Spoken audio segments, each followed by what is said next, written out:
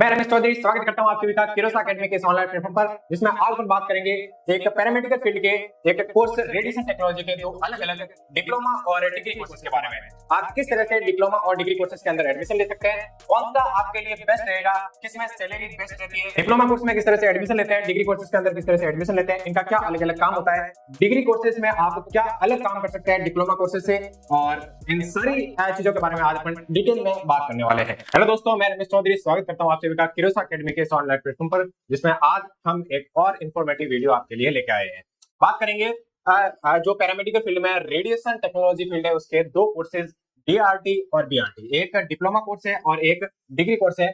इनमें से कौन सा कोर्स आपके लिए बेनिफिशियल रहेगा और आपको कौन सा कोर्स करना चाहिए। देखिए बच्चों, ये दोनों कोर्स आप 12th पास करने के बाद में कर सकते हैं। एक तो डिप्लोमा कोर्स है, एक डिग्री कोर्स है। जो डिप्लोमा कोर्स है वो 2 ईयर का कोर्स होता है और डिग्री कोर्स 3 ईयर का होता है। लेकिन कुछ स्टेट्स के अंदर इसमें 3+6 मंथ की इंटर्नशिप वगैरह होती है। तो डिग्री कोर्सेज के अंदर इंटर्नशिप वगैरह का कुछ क्राइटेरिया रहता है, तो वो 3 ईयर + 6 मंथ की इंटर्नशिप वगैरह रहती है और डिप्लोमा कोर्स 2 ईयर का होता है।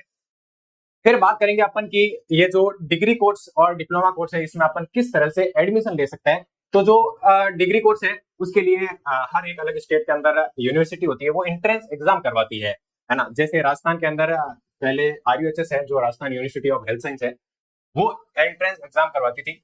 अभी उसको नीट के साथ में मर्ज किया गया है। नीट के नंबरों के हिसाब से आपको कॉलेज अलॉट होती है। ये तो बात हो गई डिग्री कोर्सेज की। अब बात करेंगे इसके अंदर डिप्लोमा में एडमिशन किस तरह से लेते हैं। तो जो डिप्लोमा कोर्स है उसके अंदर जो राजस्थान के अंदर RPMC है, राजस्थान पैरामेडिकल काउंसिल, जो क्लास 12th के परसेंटेज के बेसिस पर एक काउंसलिंग निकालती है और उस काउंसलिंग के हिसाब से आपको कोई प्राइवेट कॉलेज मिलती है और वहां से आपके 2 ईयर का डिप्लोमा कोर्स होता है। और भी कुछ इसके अंदर डिफरेंसेस है, वो अपन आगे देखते हैं स्लाइड के अंदर। देखो, ड्यूरेशन मैंने बता दिया 2 to 3 ईयर का। जैसे अपन बात करें कि ये जनरली 2 ईयर का कोर्स होता है, लेकिन एग्जाम वगैरह में RPMC वगैरह और बहुत सारी यूनिवर्सिटीज है वो थोड़ा डिले करके उसको 3 ईयर तक खींच लेती है, लेकिन ऑफिशियल देखा जाए तो 2 ईयर का ही कोर्स है। लेकिन यहाँ पर इन्होंने 2 to 3 ईयर की बात की है।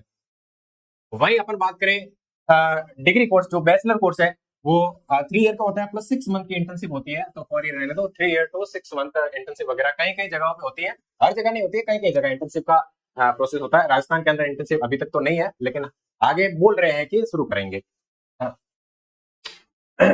जो बैचलर है वो ज्यादा सही रहती है।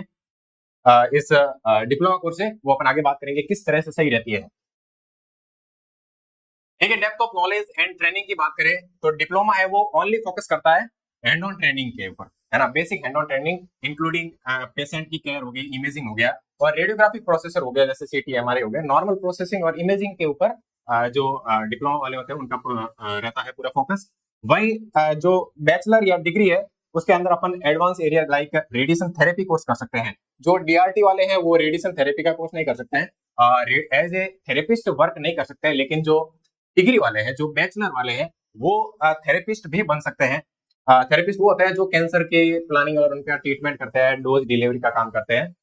जो कैंसर ट्रीटमेंट की जितनी भी मशीनें होती है, थेरेपी की जितनी भी मशीनें होती है, उनको जो संचालित करता है वो थेरेपिस्ट होता है। और बाकी इमेजिंग और सेफ्टी वर्कर के रूप में तो काम करते ही है। रेडियो बायोलॉजी की जगह अपन रेडिएशन टेक्नीशियन बोल सकते हैं, है ना। तो रेडिएशन टेक्नीशियन बनते हैं और रेडिएशन थेरेपिस्ट बनते हैं और इमेजिंग और सेफ्टी का तो साथ में ध्यान रखते ही है। अब बात करते हैं आगे अपन कैरियर अपॉर्चुनिटीज। जो डिप्लोमा है वो रेडियोलॉजिकल टेक्नोलॉजिस्ट या टेक्नीशियन बन सकता है, या फिर रेडियोग्राफर बन सकता है और इमेजिंग असिस्टेंट बन सकता है।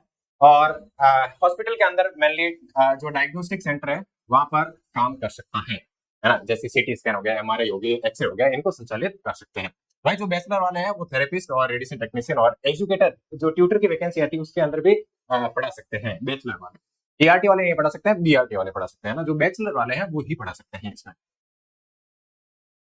फिर अपन सर्टिफिकेशन एंड लाइसेंस, देखिए दोनों ही कोर्स में यदि आपको कहीं भी गवर्नमेंट और प्राइवेट हॉस्पिटल के अंदर एज ए वर्कर काम करना है तो एक सर्टिफिकेट देती है हर एक यूनिवर्सिटी। यदि अपन डिप्लोमा कोर्स की बात करें तो वहां भी आपको एक सर्टिफिकेट मिलता है जिसके ऊपर अपने रजिस्ट्रेशन नंबर और एनरोलमेंट नंबर होते हैं, और उनको वो एक यूनिवर्सिटी है वो वेरिफिकेशन नंबर देती है कि इसके बाद में आपने आपका ये तय हो जाता है कि आपने डिप्लोमा किया है या डिग्री की है। और इन्हीं सर्टिफिकेट को जब अपन आगे किसी भी गवर्नमेंट और प्राइवेट हॉस्पिटल में लेके जाते हैं तभी आपको एज ए वर्कर काम दिया जाता है, वरना आपको काम नहीं दिया सकता। तो बोथ प्रोग्राम में रिक्वायर सर्टिफिकेशन टू प्रैक्टिस।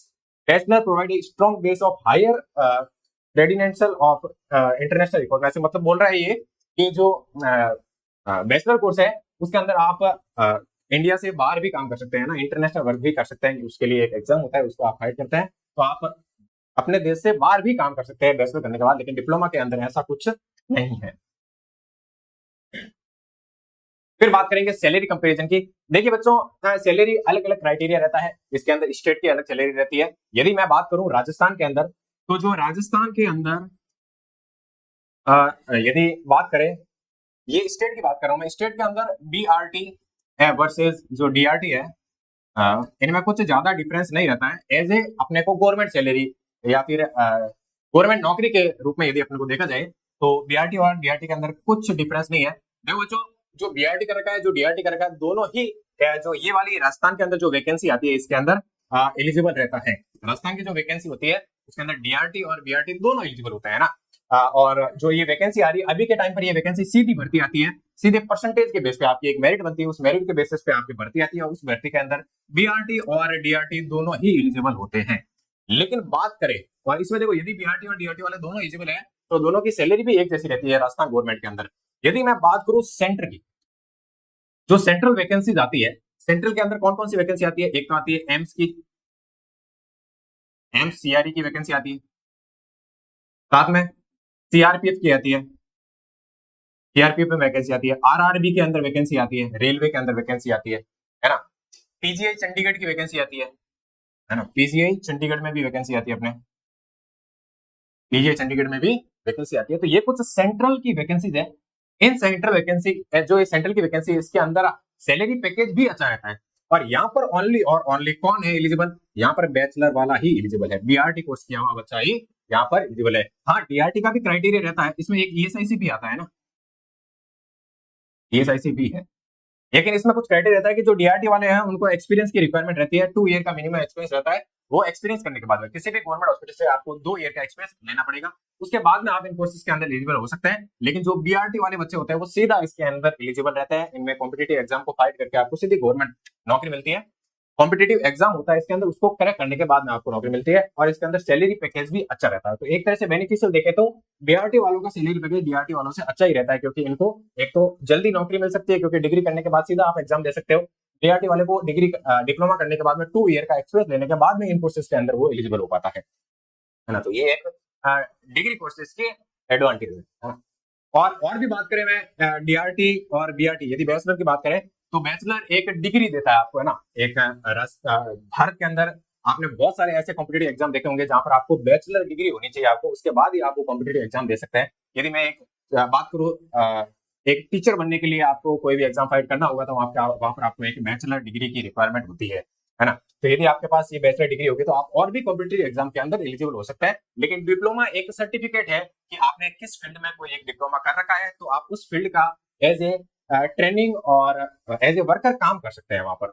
लेकिन आपकी एक ऑथेंटिक भारत की डिग्री नहीं है, कोई भी एक नॉर्मल सी डिग्री नहीं है, तो आप किसी कॉम्पिटेटिव एग्जाम और भी आगे जिसके कोई फ्यूचर प्लान है, जैसे कि टीचर बनना है किसी को, या फिर किसी को आरएस या आईएएस के एग्जाम देने हैं, तो उनके लिए डिग्री कोर्स जरूरी होता है। तो उनके जो बीआरटी वाले हैं इनके लिए और ये बेनिफिशियल हो सकता है ना।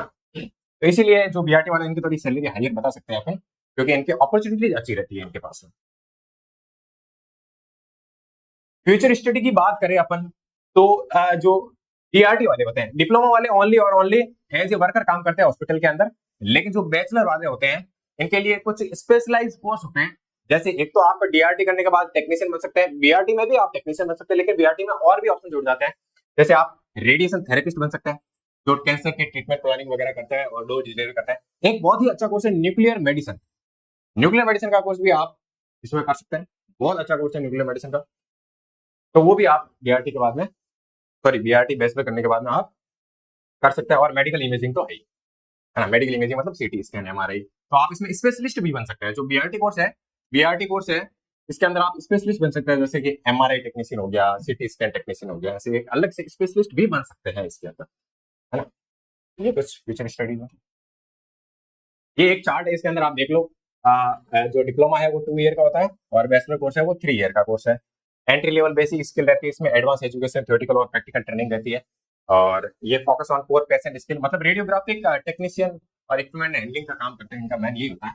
लेकिन ये डेप्थ थ्योरी और प्रैक्टिस, जैसे कि रेडिएशन थेरेपी हो गया और रेडिएशन सेफ्टी हो गया, मैनेजमेंट हो गया, इमेजिंग हो गया, तो मतलब बैचलर वालों को थोड़ी और ज्यादा चीजें हैं, वो कर सकते हैं, इनको ये अधिकार है। लेकिन डिप्लोमा वालों को ये अधिकार नहीं रहता है। यहाँ पर मोस्टली ये क्लिनिकल काम ही करने का रोल रहता है इनका।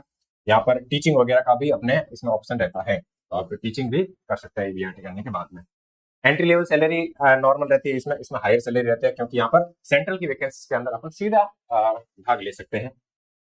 और सर्टिफिकेशन और लाइसेंसिंग तो दोनों में चाहिए। यदि कहीं भी आपको काम करना है, यदि आपने डीआरटी किया या बीआरटी किया, आप वहां पर काम करने के लिए आपको सर्टिफिकेट की रिक्वायरमेंट लेगी। और इसके अंदर कुछ लिमिटेड स्कोप रहता है, आप एज ए वर्कर काम करते हैं, टेक्नीशियन काम करते हैं, लेकिन यहाँ पर आप हायर स्टडीज कर सकते हैं, एमआरआई, सीटी, रेडिएशन थेरेपिस्ट, मतलब इनके अंदर अलग से आप स्पेशलिस्ट बन सकते हैं, है ना। तो ये कुछ टीआरटी और बीआरटी के बीच में डिफरेंस था। अब बच्चों एक बात करते हैं अपन कि इनमें एडमिशन किस तरह से लेते हैं ना, टीआरटी और बीआरटी के अंदर किस तरह से एडमिशन लेते हैं। तो एडमिशन के लिए यदि मैं बात करूं बीआरटी की, तो बीआरटी के अंदर एक एंट्रेंस एग्जाम होता है। एंट्रेंस एग्जाम आरयूएचएस, यदि बात करें राजस्थान की, तो पहले आरयूएचएस यूनिवर्सिटी थी जो एंट्रेंस एग्जाम कराती थी। उस एंट्रेंस के अंदर फिजिक्स और केमिस्ट्री के 50-50 क्वेश्चन आते थे, और उस हिसाब से आपकी एक मेरिट बनती थी, और उस मेरिट के बेसिस पे आपको काउंसलिंग प्रोसेस के थ्रू गवर्नमेंट कॉलेज मिलती थी, वहां से आप बीआरटी कोर्स कर सकते हैं। लेकिन बात करें डीआरटी कोर्स की, तो डीआरटी में एडमिशन के लिए यदि इन जनरल मैं यदि बात करूं राजस्थान की, तो राजस्थान में आरपीएमसी है, वो करवाती है बीआरटी, और बीआरटी कोर्स करवाती है RUHS, Rajasthan university of health. RPMC क्या करती है, जो क्लास 12th है, क्लास 12th के जो परसेंटेज है, उन परसेंटेज के बेसिस पर एक मेरिट तैयार करती है, और उस मेरिट के बेसिस पे आपको कोई भी प्राइवेट कॉलेज मिलती है जो राजस्थान के अंदर है, और वहां से आप डिप्लोमा कोर्स कर सकते हैं। ये कुछ डिफरेंस है एडमिशन लेने के। लेकिन मेरे हिसाब से ये बोल रहा हूँ कि बीआरटी कोर्स थोड़ा बेस्ट रहेगा डीआरटी से, क्योंकि इसके अंदर आप एक छोटा सा इंट्रेंस है, 100 क्वेश्चन आते हैं, जिसके अंदर अभी माइनस मार्किंग भी नहीं है, और एक अपॉर्चुनिटी रह जाती है आपको एग्जाम क्रैक करने की, अगर माइनस मार्किंग भी नहीं है तो आप कर सकते हैं।